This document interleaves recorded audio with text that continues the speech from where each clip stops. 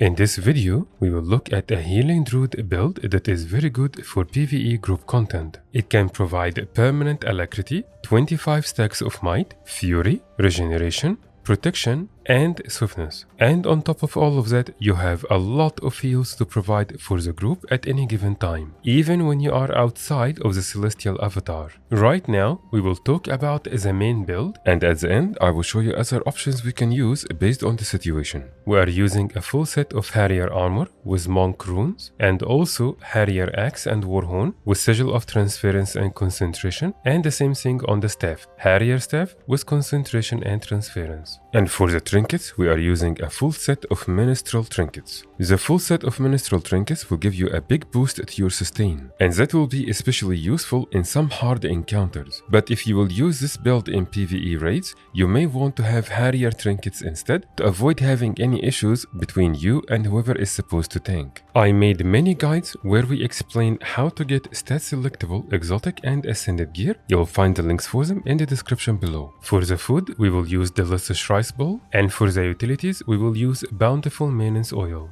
However, most of the time, when you are doing PvE group content, someone in the squad will drop ascended food for the entire group, and one of which is going to be this mint garnish, and when you take it, this will give you something like the delicious rice bowl, but on top of that, you will get some extra concentration and other benefits. If you have a huntsman at least level 450, you can craft the Bountiful maintenance oil yourself, and this will definitely be cheaper than buying them directly from the trading post. And if you don't already have the recipe, you can buy it also from the trading post and then unlock it on your account. If you don't already have monk runes, you can buy it from any dungeon vendor, and you will find one very close to the Fort Mariner waypoint in Lion's Arch, and you will also find them in other major cities and passes. Talk to the vendor and then choose the armor option, and then Ascalonian Catacombs, and in the second tab, you will find the superior runes of the monk. For the traits, we are using Skirmishing 1-1-1, Nature Magic 2-3-1, and Druid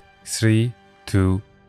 And for the utility skills, we are using Water Spirit as our heal, and then Storm with Stone and Frost as our 3 utility skills, and our elite is Glyph of the Stars. You can pause the video right now to copy all of those to your own build in-game if you want. But remember that what we are looking at right now is the main setup. There are other options for gear and utility skills and traits that we can take based on the situation. You will also find a link in the description below with the full details of the build, including gear, traits, and everything. For the pets, we are using the Blue Moa and the Rock Gazelle. One of the easier places to find Blue Moa that you can tame as your pet is in the Storm Bluff Isle around the Storm Bluff waypoint, which is in the Blood Tide Coast map. And you can easily access this map from Lion's Arch. All the way south here, you will find a portal, and this will take you to the map. For the Rock Gazelle, you can find a couple of them around the Joko's Domain waypoint in the Desolation map.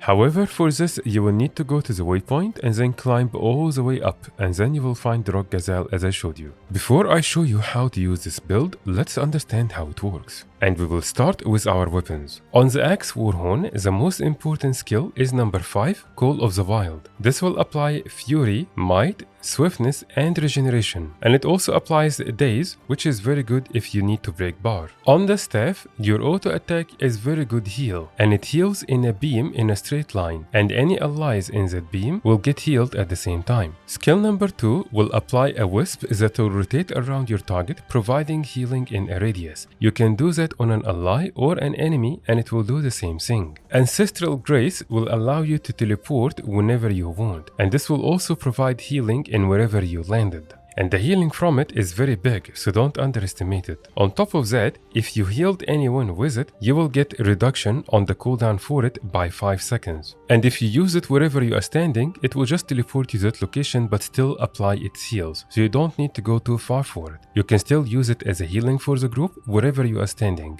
Skill number 4 will immobilize enemies, and it will also remove immobilize, chill, and cripple from allies. Sublime Conversion will apply a barrier on the ground like this, and any projectiles that will pass through will heal. Glyph of the Stars will drop a field on the ground that will heal and apply stability every second, and it will also remove conditions. And because of our trait in the Druid line, this will also apply protection. So if I drop it right now, you will see all of that happening in action. Here is the stability per second, and then also the healing, and then we have the protection from the trait. Celestial Avatar is where a lot of your big heals will come from. But before you can use that skill, you must fill up the entire Celestial Force bar, which is this blue one under the skill itself. This bar will fill up slowly on its own thanks to this trait, and whenever you heal other players, this will also add up a lot to the bar, and damage will also add up, but not as much as the heals. Whenever you go to Celestial Avatar, it will last for a maximum of 15 seconds. This bar and this duration are not affected by damage. So for example, if you are in Celestial Avatar and you take big damage, it will not decrease the duration. It will still be 15 seconds maximum that you can stay in Celestial Avatar. When we go to Celestial Avatar, skill number 4 is a very big heal every pulse, and it will keep moving with you. So this is very strong. Skill number 3 is an AoE targetable skill that you can drop anywhere, including on yourself, and this is massive heal. Skill 2, Seed of Life, is another targetable skill that will summon a seed that will explode instantly, and when it does, it will remove conditions and heal allies. Even the auto attack on Celestial Avatar is very good heals. The only difference is it has a small radius, as you can see, while Lunar Impact, for example, has a much bigger radius. Skill 5 is perfect for CCs whenever you want to break bar, and it's also very useful whenever you don't want mobs to run away or come anywhere close to you. Also in Celestial Avatar, Glyph of the Stars is much more powerful. It does more heals per second, and it also applies extra regeneration and vigor on top of the other boons, but even more important, this is going to res allies and it will prevent them from losing health when they are down, which means you as a squad will have more time to get them before they die. And when you are in Celestial Avatar, you can exit anytime you want by using the same skill again, and you will notice that when you do, it didn't drain the entire bar, and you will have some of it remaining. The Grandmaster trait, Nature's Vengeance, which is in the Nature Magic trait line, this will make your spirits last longer overall, and it will also make you apply Alacrity when you use the active skill from them. So if I summon the Storm Spirit, for example, you will notice it will keep pulsing Fury every 3 seconds, and this will apply in radius around you. So this Fury will be applied to you and your allies. And as you can see, just from the spirit alone, this is pretty much almost 100%. The effective radius for any of your spirits will be about 600. And frequently, you will see this white border line around you that will indicate the radius for the effect of the boons from the spirits. When you use the active skill for any of your spirits, 3 things will happen. Number 1, each one of the spirits will have a unique effect. For example, in our case, the Storm Spirit will do a skill called Cold Lightning, and this will apply some damage and it will daze. But on top of that, it will apply Alacrity because of the Nature Vengeance trait, and it will also teleport the spirit towards you. So as you can see, right now, the spirit is far away from us, but when I use the active skill, it teleported here, it gave Alacrity, and it's still providing the boons every second. And this will be the case with all the other spirits. Another thing to pay attention to will be the F2 beast skills from our pets. In our case, for the blue Moa, this will apply protection in a 600 radius around the pet.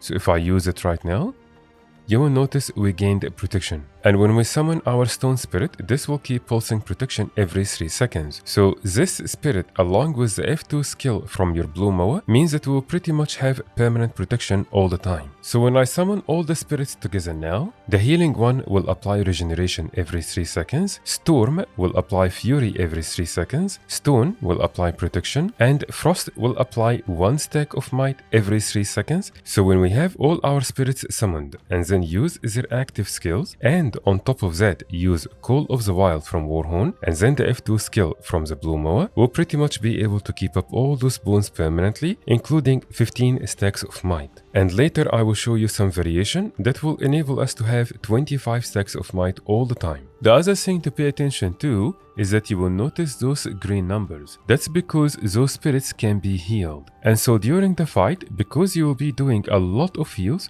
you will be able to keep your spirits alive much longer.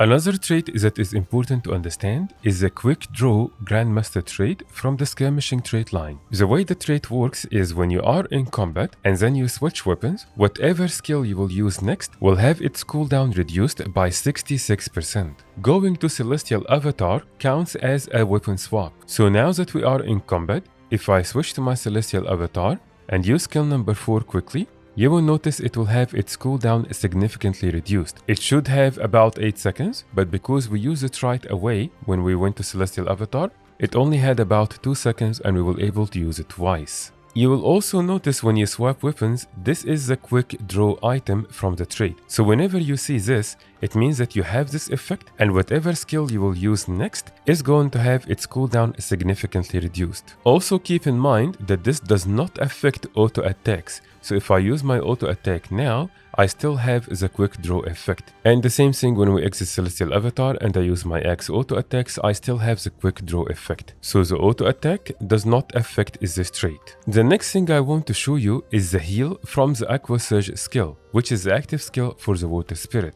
So as you can see, I'm now almost half health. And if I use that skill, this will heal me significantly, and so this skill is too valuable to be used just for alacrity. And the healing from that skill is for you and allies. And so what we will do is we will keep using the active skills from the other 3 spirits. So you don't need to use your healing spirit to keep up alacrity. So save it for the massive heals it will provide. But at the same time, make sure you use it whenever you feel like you are moving away so that it can keep moving with you and stay alive. Otherwise, all your spirits will linger behind and die. Now that we understand all of that, we will learn how to use the build. What you want to do is constantly use the active skills from the 3 utility skills here.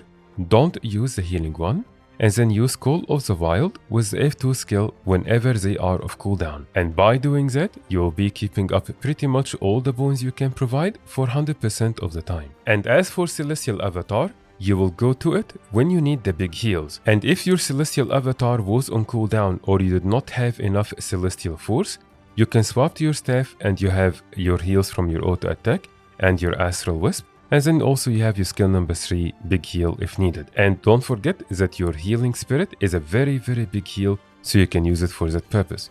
On top of all of that, you also have the elite Glyph of the stars, which will keep pulsing heals every second. So even if your Celestial Avatar was on cooldown, you still have a lot of heals to provide for the group.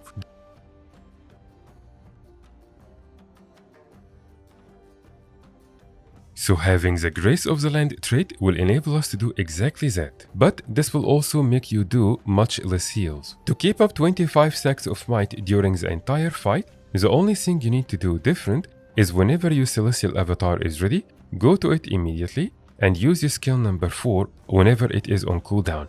And then because of the quick draw, it will be available again quickly, and so just use it again, and after that, exit your Celestial Avatar, use your Warhorn skill, which again will have a much lower cooldown, and then repeat this over and over. There are more options we can change in our build based on the situation. For example, if the squad needed more cleanses, we can take the top adapt trait, Druidic Clarity, which will apply cleanses when you go to your Celestial Avatar. Another very good option for the elite is Entangle. This will root the enemies and keep immobilizing them, which can be very good in some fights. So if you are in a situation where you need to immobilize certain mobs, Entangle is definitely a better option than Glyph of the Stars. This guide was longer than usual for my other build guides, and that is because we explained everything in details. So please let me know in the comments below which one do you prefer when we do build guides. Do you want me to explain everything in details even if the video will be longer, or would you rather that I just give you the basics like the builds and the traits and just show you quickly how it works and make the video much shorter? And as usual, your feedback and your opinion will be very valuable and it will help me a lot. If you found this guide helpful, please consider subscribing and leaving a like to see more similar guides. And if you want to see more of my build guides for group content and open world, I will leave a playlist on your screen and in the description below. So, I will see you in the next guide.